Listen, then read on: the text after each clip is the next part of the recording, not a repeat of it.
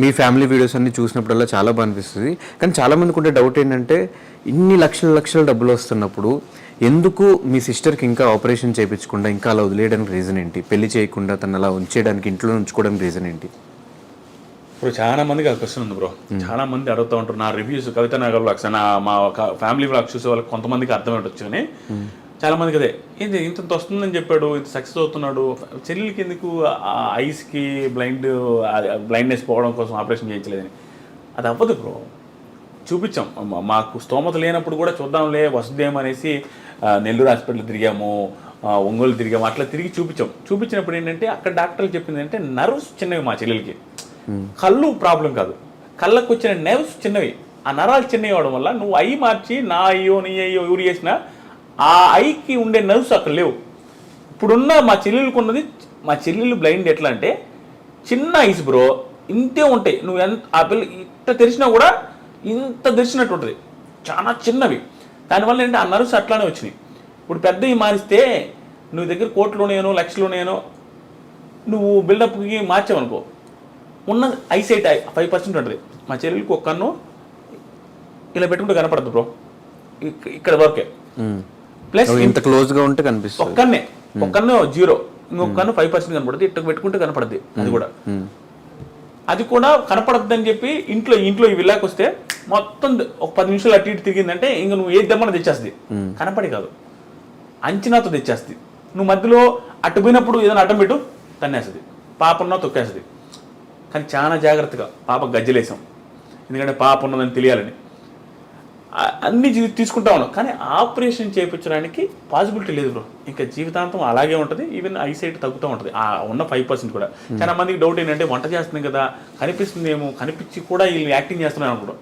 జెన్యున్గా దగ్గర నుంచి చూస్తే గీతు కూడా వచ్చింది కదా మా ఇంటికి, ఎవరికైనా అర్థమైపోద్ది. కళ్ళ ముందు చూస్తే మాత్రం ఆ పిల్ల కనిపించేంత కాన్ఫిడెంట్గా ఉంటుంది తప్ప కనపడదు. జస్ట్ వెరీ లైట్గా కనపడుద్ది, అది ఒక్కొక్కసారి అసలు కనపడదు. బయటికి వెళ్ళిన ప్రతిసారి నేను కవితను పట్టుకుని ఉంటుంది. దీనికి మాత్రం అప్రిషియేట్ చెప్పాల్సింది మా వైఫ్కి బ్రో.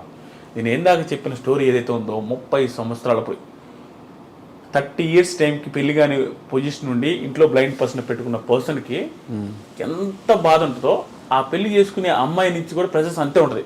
మీ చెల్లెలు నా దగ్గర ఉండొద్దు, మీ చెల్లెలు కళ్ళు కనిపించిన పిల్లని నేను చూసుకోను, మీ నాన్న నా దగ్గర ఉండొద్దు. ఇవే కదా ఎవరిని పెట్టేది. ఈ రోజుల్లో 90% 95% లేడీస్ పెళ్లి చేసుకునే ముందు నేను నీతో ఉండాలా, మన ఇద్దరు హ్యాపీగా ఉండాలా, ఆ పిల్ల ఈ పిల్ల ఉండాలని పెళ్ళే చేసుకోరు.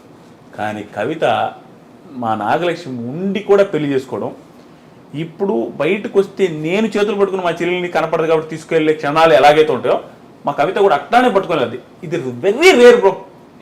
రాసిస్తా ఇలాంటి బాండింగ్. మా కవిత లాంటి పర్సన్ MSc మ్యాథమెటిక్స్ అయింది, ఇంత పొగరు కానీ ఇంత ఓవర్ యాక్షన్ కానీ అసలు ఏముండదు. మా చెల్లెల్ని బంగారంగా చూసుకుంటుంది. బంగారం అంటే నువ్వు తినకపోయినా కూడా తీరుస్తుంది, ఏదైనా ఆలోచన తినకుండా అంటది. అంత ప్రేమగా చూసుకుంటుంది. చేతులు పట్టుకుని వెళ్ళద్ది, ఎంత నామోషి ఫీల్ అవ్వదు. గుడికి వెళ్తున్నా కూడా పట్టుకొని ప్రదక్షిణలు చేస్తున్నా తిప్పి చూపిస్తుంది. శారీ కట్టేటప్పుడు ఆ పిల్లకి అర్థం కాకపోతే ఈ దాంట్లో ఇష్టం ఏదండ వేయాలా ఏది వేయాలనేది చూసి వేస్తుంది. 1-2 సార్లు తీసేస్తుంది. చీర ఏదైనా ఉన్న ఐరన్ చేయమన్నా కూడా కొంచెం ముడతలు పెడితే చూసి చేస్తుంది. ప్రతి ఒక్కడే బ్రో ఆడపిల్లల ప్రాబ్లం ఉంటుంది చూస్తారా, ఆ ప్రాబ్లమ్స్ అన్నీ కూడా దగ్గర నుండి చూసుకుంటుంది. ఆ పిల్ల నాకు ఆశ్చర్యం అనిపిస్తుంది. నాకు నా అదృష్టం బ్రో నిజంగా. లేకుండా ఉంటే ఎన్ని స్ట్రగుల్ వస్తాయంటే, నాకు ఫ్యామిలీ అంటే పిచ్చి బ్రో. మా నాన్న మా చెల్లెన్న ఇష్టం. అలాంటిది అర్థం చేసుకుని పిల్లం వచ్చింటే నేను ఎన్ని లక్షలు సంపాదించిన లైఫ్లో హ్యాపీనెస్ ఉండదు. ఏముంటుంది, నీ చెల్లెలు నాకు ఆడొద్దు, మీ నాన్న నాకు ఆడొద్దు అంటే నేను ఏం చేయగలను, నాకు హ్యాపీనెస్ ఉండదు. ఎందుకంటే నాకు ఫ్యామిలీ అంటే ఇష్టం.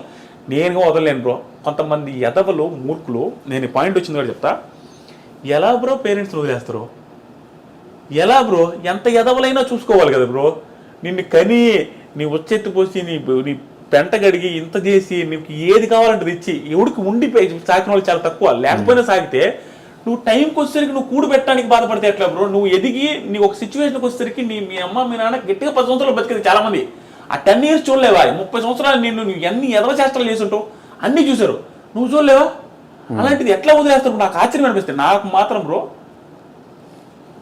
ఇంట్లో వాళ్ళు అంటే బీభత్సం ఇష్టం. నేను తిడతా మా ఇంట్లోనే, మా చెల్లిని తిడుతుంటా, మా చెల్లితో క్లోజుకుంటా, మా నాన్న అరుస్తుంటా ఏదైనా తప్పు చేస్తే. కానీ నాకు బీభత్సం ఇష్టం. అంటే వాళ్ళ గురించి ఆలోచిస్తే ఎక్కువ. కానీ ఎప్పుడు మీ ఫ్యామిలీలో మీరు మీ సిస్టర్ మీ ఇద్దరే కనిపిస్తారు కానీ మీకు ఒక బ్రదర్ ఉన్నాడు, ఆయన ఎక్కడ మీరు ఆన్ స్క్రీన్ చూపించకపోవడానికి, ఎక్కడ చెప్పకపోవడం రీజన్ ఏంటి? రీజన్ ఏం లేదు బ్రో, ఈ మధ్య కనపడదు, ఈ మధ్య చూపించం కూడా కనపడతా ఉంటాడు. మనం కూడా అయ్యప్ప సొమ్మాలేసి తెలిసాం. ఏంటంటే ఆయన విలేకరు, పల్లెటూరులో ఉంటాడు. మా అన్న మా ఊర్లోనే, ఊర్లోనే మా పొలాలంతా వ్యవసాయం చేసుకుంటా ఉంటాడు, జర్నలిస్ట్. సో అక్కడ ఉండిపోతాడు తప్ప దానివల్ల ఏం రిలేషన్ బ్యాడ్ ఏం లేదు. మాకు దేవుడు దయ వల్ల బ్రో, చెప్తాను కదా టైం అని, ఆ టైం వచ్చేసరికి మా అన్న హ్యాపీగా ఉండు, మా అక్క హ్యాపీగా ఉండు, నేను హ్యాపీగా ఉన్నా. మా అక్క బేల్దారి మేస్త్రికి ఇచ్చి పెళ్లి చేసాం. బేల్దారి మేస్త్రికి ఇచ్చి పెళ్లి చేసేటప్పుడు నేను అనుకున్నా, నేను బాగా ఓవర్ అప్పుడు మేస్త్రికి ఇచ్చేది అంటే మనకి ముడ్డెనక లోన్లోనే అనేది తెలుసు. ఆయన కూడా మనం ఏది తోపని అంటే పిల్ల చేస్తలో మా నాయన చెప్తా ఉంటాడు, ఒరే మన పరిస్థితి బాగాలేదని, మేస్త్రికి ఇచ్చేది బేల్దారి మేస్త్రికి మంచోళ్ళకి ఇక అని. అంటే మన పరిస్థితి అసలు బాగాలేదు, ఆడ దొరకడమే కష్టమో అనుకుంటేమో నేను ఓవర్ చేసేది. కానీ మా బావ ఇప్పుడు కావల్లో బిజియెస్ట్ బేల్దారి మేస్త్రి. టైం బ్రో, వాళ్ళు బీభత్సమైన స్ట్రగుల్స్. వాళ్ళు హైదరాబాద్ చిన్న రూమ్లో ఉంటే ఆ రూమ్లోకి వెళ్ళి నేను ఉండేది. ఒకే రూమ్లో మా బావ తమ్ముడు, మా అక్కకి 2 పిల్లకాయలు ఆడుండేవాళ్ళు. నేను కూడా ఆడు పోయి 2-3 నెలలు ఉన్నా. చిన్న రూమ్లో బాత్రూమ్లు అన్ని 3 ఉంటాయి, 20 మంది 30 మంది అక్కడే ఉండాలి. అక్కడి నుంచి స్టార్ట్ అయ్యి 100 రూపాయలు కెరీర్ స్టార్ట్ చేసి ఈరోజు బిజియెస్ట్ బేల్దారి మేస్త్రి, ఇల్లు కట్టిస్తుంటాడు. టైం అంతే, చెప్పని చేంజ్ అయింది. ఇన్ని ఎగ్జాంపుల్స్ ఉన్నాయి లైఫ్ చేంజ్ అవ్వడానికి. అందుకని సూసైడ్ చేసుకోకూడదు. ప్లస్ మా అన్న కూడా లైఫ్ చేంజ్ అయింది, అందరూ బాగున్నాం. కానీ పోయేలోపు ఒక 100 మంది లైఫ్ని మారుస్తా అని చెప్పి ఒక స్టేట్మెంట్ చేశారు. ఎక్కడ దాకా వచ్చినాయి ఆ పనులు? పనులని కాదు బ్రో, నేను అది నెంబర్ అట్లా పెట్టాను. కానీ నాకు మాత్రం బ్రో, నేను ఎవరు ఏమనుకున్నా ఎవరు ఏమనుకోకపోయినా నా చుట్టూ ఉండే వాళ్ళకి నా నుంచి ఎవరైతే హెల్ప్ పొందారో, నేను ఎంతమందికి హెల్ప్ చేశానో వాళ్ళకందరికీ తెలుసు. నేను ఇంకా అందరికీ హెల్ప్ చేయలేను. ఉన్నవాడికి అందరికీ హెల్ప్ చేస్తుంటే ఇటు చేశాడు అనొచ్చు. నేను చాలా మందికి హెల్ప్ చేశా, హెల్ప్ చేసిన వాళ్ళకి హెల్ప్ పొందిన వాళ్ళకి మాత్రమే తెలుసు. నేను నా మైండ్ సెట్ ఎలా ఉంటుందంటే, ఇప్పటికిప్పుడు నేను హెల్ప్ చేయలేను బ్రో, కానీ నా దగ్గర నేను ఒక మనిషికి భారీ స్థాయిలో ఊహించలేనంత స్థాయిలో హెల్ప్ చేసే మైండ్ సెట్ ఉంది నాకు. కానీ అలాంటి స్థాయి హెల్ప్లన్నీ కూడా నేను ఇందాక చెప్పినట్టుగానే నా ఫ్యామిలీ మళ్ళీ బ్యాక్కి వెళ్ళినా కూడా ప్రాబ్లం లేదు. మా ఫ్యామిలీ ఇంక బ్యాక్కి వెళ్ళే సీనే లేదు.